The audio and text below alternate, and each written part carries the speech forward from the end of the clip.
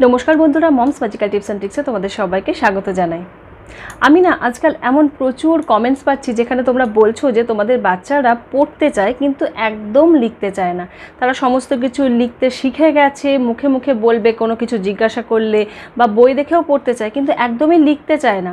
এবং এই যে বাচ্চাদের কথা বলছি তাদের ম্যাক্সিমামেরই বয়স কত থেকে কতর মধ্যে বলো তো? ম্যাক্সিমাম 5 থেকে 7 বছর 8 বছর এই রকম। তো এই বয়সের বাচ্চারা তো সবই শিখে গেছে কিন্তু কেন লিখতে চায় না? আজকের ভিডিওতে কিন্তু আমি এই যে না লেখার কারণ এটাই খুঁজে বের করব এবং তার সাথে সাথে এই যে লেখা নিয়ে এত সমস্যা তার সমাধানও তোমাদেরকে বলবো। আর তার সাথে সাথে ভিডিওর শেষে কিন্তু স্পেশাল 3টে বোনাস টিপস তোমাদের সাথে শেয়ার করব, যে টিপসগুলো কিন্তু তোমরা সেই সব বাচ্চাদের ক্ষেত্রে অ্যাপ্লাই করতে পারবে যারা ভীষণ দুষ্টু এবং একদমই কোনোভাবেই তাদেরকে দিয়ে লেখাতে পারছো না তোমরা। তাদের ক্ষেত্রে কিন্তু এই টিপসগুলো তোমরা অ্যাপ্লাই করে দেখতে পারো। অবশ্যই অবশ্যই এতে কিন্তু কাজ হবে। তাহলে চলো আজকের ভিডিওটা শুরু করি।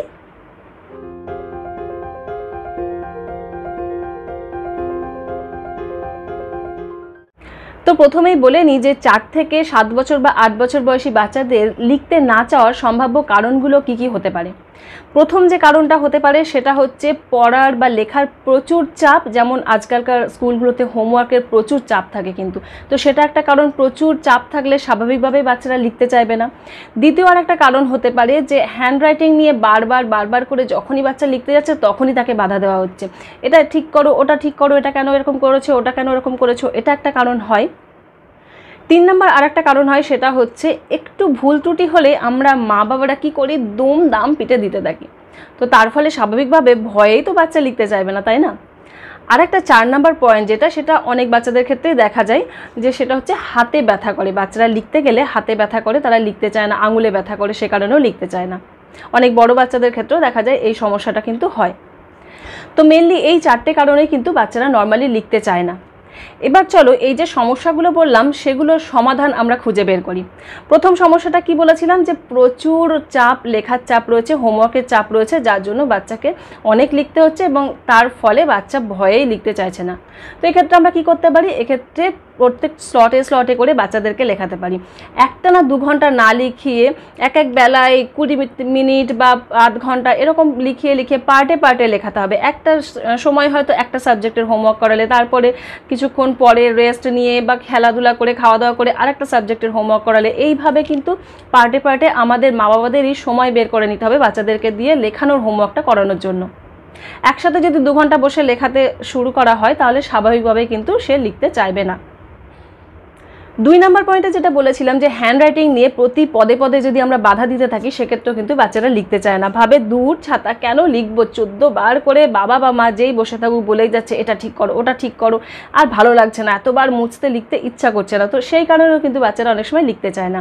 তো হ্যান্ডরাইটিং তো অবশ্যই ঠিক করা জরুরি, সুন্দর হ্যান্ডরাইটিং করা জরুরি, কারণ এই বয়সটাতেই কিন্তু হ্যান্ডরাইটিংটা বাচ্চাদের ঠিকঠাকভাবে তৈরি করা উচিত। কিন্তু তারও একটা প্রসেস আছে। আমরা যদি একটা করে দাগ দিচ্ছি আর সেটাকে দিয়ে মুছিয়ে আবার কারেকশন করাতে যায় তাহলে কিন্তু বাচ্চা অধৈর্য হয়ে পড়বে। স্বাভাবিক এটা, তুমি নিজেও দেখো যদি কোনো একটা কাজ করতে যাও আর তোমার বড়রা কেউ পিছন থেকে যদি সমানে যদি বাধা দিতে থাকে, এটা এরকমভাবে করো, ওটা কেন ওইভাবে করলে, ওটা সেইভাবে করলে, তো কেমন একটা বিরক্তিকর সিচুয়েশন হয় না? তো বাচ্চাদের ক্ষেত্রেও সেম হয়। তো এক্ষেত্রে আমরা কি করতে পারি, বাচ্চাকে একটা প্যারা অন্তত লিখতে দাও বা একটা পার্ট লিখতে দাও, তারপরে তাকেই বলো দেখো তো এর মধ্যে কোনটা দেখতে খারাপ লাগছে তোমার, সেটা মুছে তাহলে ঠিক করতে হবে, বা এই জায়গাটা ভুল হয়েছে এই জায়গাটা মুছে ঠিক করো। বারবার করে বাধা না দিয়ে অ্যাট এ টাইম যে জায়গাগুলোতে সমস্যা রয়েছে, যে জায়গাগুলো মুছে ঠিক করতে হবে সেগুলো করাও, তাহলে মনে হয় বাচ্চা বিরক্ত হবে না। 3 নম্বর পয়েন্টে কি বলেছিলাম, যে বাচ্চা লিখতে গিয়ে একটু ভুল ত্রুটি করলে আমরা মা বাবারা কী করি, বকাবকি শুরু করে দিই, চরমভাবে বকাবকি শুরু করে দিই এবং পারলে মারধরও করি। তো এক্ষেত্রে একটা কথাই বলবো, আমাদের কিন্তু অনেক বেশি ধৈর্যশীল হতে হবে। আমরা স্বাভাবিকভাবেই সারাদিনের কাজের পরে ধৈর্য হারিয়ে ফেলি, বা এটা ওটা কাজের প্রেশারে, নিজেদেরও তো অনেক প্রেশার থাকে, সেক্ষেত্রে ধৈর্য হারিয়ে ফেলি। কিন্তু আমাদের এটা ভুললে চলবে না যে বাচ্চারা কিন্তু সবে নতুন জিনিস শিখছে, তাদের কাছে সমস্ত পুরো পড়াশোনার জগৎটাই নতুন। একটা 4 বছর 5 বছরের বাচ্চা কতটুকু শিখেছে জীবনে, তাই না? তো আমাদের ক্ষেত্রেও দেখো, আমাদের যদি কোনো নতুন ভাষা শিখতে বলা হয় বা যে কোনো নতুন কিছু শিখতে বলা হয়, আমরা ভুল ত্রুটি করবো না? তো ওদের ক্ষেত্রেও সেটাই হয়। তো এক্ষেত্রে আমাদের একটু ধৈর্যশীল হতেই হবে, এটাই হচ্ছে একমাত্র কিন্তু এর সলিউশন।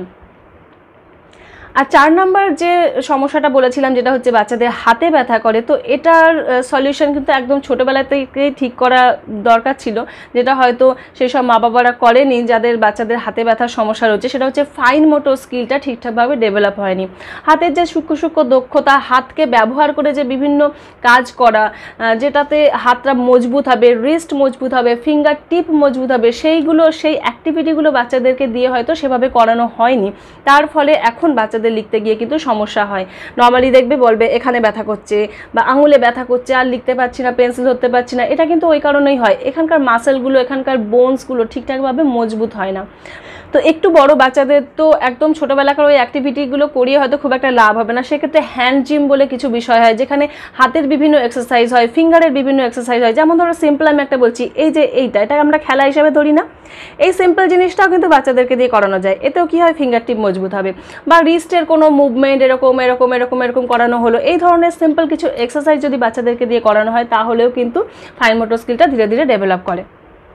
তো যাদের বাচ্চাদের হাতে ব্যথা রিলেটেড সমস্যা রয়েছে, তারা কিন্তু এই ধরনের কাজগুলো করাতে পারো। বা তোমরা ইন্টারনেটে যদি সার্চ করে দেখো যে হ্যান্ড এক্সারসাইজ বা হ্যান্ড জিম এক্সারসাইজ, তাহলেও দেখবে অনেক ধরনের এক্সারসাইজ পাবে, সেগুলো কিন্তু বাচ্চাদেরকে দিয়ে করাতে পারো।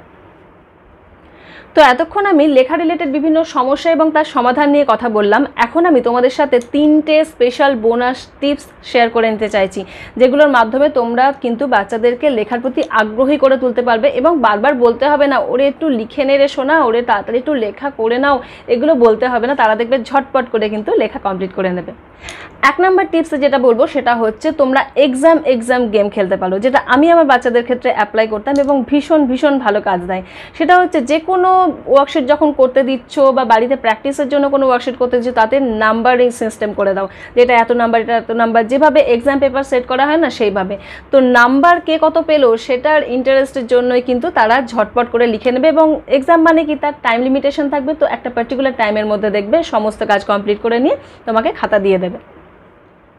2 নাম্বার টিপস যেটা, সেটা হচ্ছে তোমরা যখন বাচ্চাকে কোনো কিছু লিখতে দেবে, সেটা লিখতে দেওয়ার সময় বলে দেবে যে হয়তো দেখা গেল যে সেটা লিখতে 15 মিনিট টাইম লাগবে।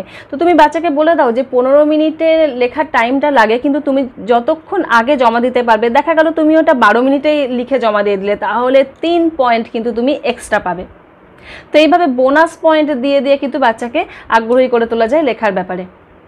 আমি কিন্তু আমার স্টুডেন্টদের ক্ষেত্রে এই পদ্ধতিটা অ্যাপ্লাই করি এবং এটা কিন্তু ভীষণ ভালো কাজে দেয়।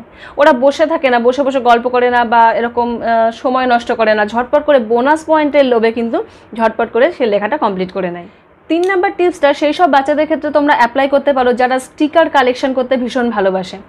তো বাড়িতে একটা স্টিকার বোর্ড টাইপের বানাতে পারো এবং বাচ্চাকে যখন লিখতে দেবে তখন বলতে পারো সারাদিনের পরে যদি তোমরা ঠিকঠাক লিখে নাও, ঠিকঠাক সময়ের মধ্যে সমস্ত লেখার কাজ কমপ্লিট করে নাও, তাহলে প্রতিদিন একটা করে স্টিকার পাবে এবং সেই স্টিকারটা স্টিকার বোর্ডে লাগিয়ে রাখবে।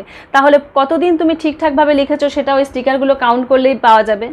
তো বাচ্চাটা স্টিকার পাওয়ার লোভে কিন্তু ঝটপট করে তার কাজ করে নেবে এবং অবশ্যই তোমাকে কিন্তু তোমার কথাও রাখতে হবে। সে যদি ঠিকঠাকভাবে লিখে নেয় বা সময়ের মধ্যে লেখার কাজ, হোমওয়ার্ক সমস্ত কমপ্লিট করে নেয়, তাহলে অবশ্যই কিন্তু তাকে স্টিকার দিতে হবে।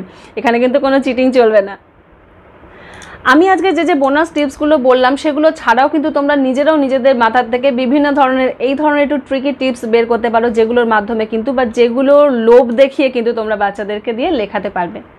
আমি যেমন আরও কিছু টিপস অ্যাপ্লাই করি, যেমন ভালো লিখলে স্টার দেবো, খুব ভালো লিখলে 5টা স্টার দেবো, খারাপ হলে 4টে স্টার দেবো, এই ধরনের, বা স্মাইলি দেবো, সুন্দর করে লিখলে বড় করে স্মাইলি দেবো, এই ধরনের বিভিন্ন টুকটাক এই ধরনের লোভনীয় কথাবার্তা বললে কিন্তু বাচ্চারা ঝটপট করে লেখার কাজটা কমপ্লিট করে নেয়। তাহলে বন্ধুরা, তোমরা যারা বাচ্চাদেরকে লেখানো নিয়ে ভীষণ টেনশনের মধ্যে দিয়ে যাচ্ছ, তাদের টেনশন হয়তো আজকের ভিডিওটা দেখার পরে একটু হলেও দূর হবে। তোমরা প্লিজ এই টিপসগুলো একটু অ্যাপ্লাই করে দেখো এবং বাচ্চাদের কোন কারণে সমস্যা হচ্ছে সেটা একটু নিজেদের মতো করে বুঝে দেখার চেষ্টা করো। তাহলে হয়তো দেখবে তাদেরও লিখতে সুবিধা হবে এবং তোমারও টেনশন অনেক দূর হয়ে যাবে। আজকের এই ভিডিওটা যদি তোমাদের ভালো লেগে থাকে তাহলে প্লিজ ভিডিওটাকে লাইক করে দিও এবং অন্যদের সাথে শেয়ারও করে দিও, কারণ এখন তো সবার একই সমস্যা, বাচ্চা পড়তে চায় কিন্তু লিখতে চায় না। আর এই চ্যানেলে যদি তুমি নতুন হয়ে থাকো তাহলে প্লিজ চ্যানেলটাকে সাবস্ক্রাইব করে দেখো। এই ধরনের ভিডিও কিন্তু তোমরা প্রতিনিয়ত পেতে থাকবে। আর সাবস্ক্রাইবের পাশে যে বেল আইকনটা রয়েছে সেটাতে কিন্তু ক্লিক করতে ভুলো না, তাহলে যখনই আমি নতুন ভিডিও আপলোড করব তখনই কিন্তু তার নোটিফিকেশন তোমার ফোনে চলে যাবে। আজকের মতো তাহলে আসি বন্ধুরা, তোমরা সবাই খুব ভালো থেকো, সুস্থ থেকো।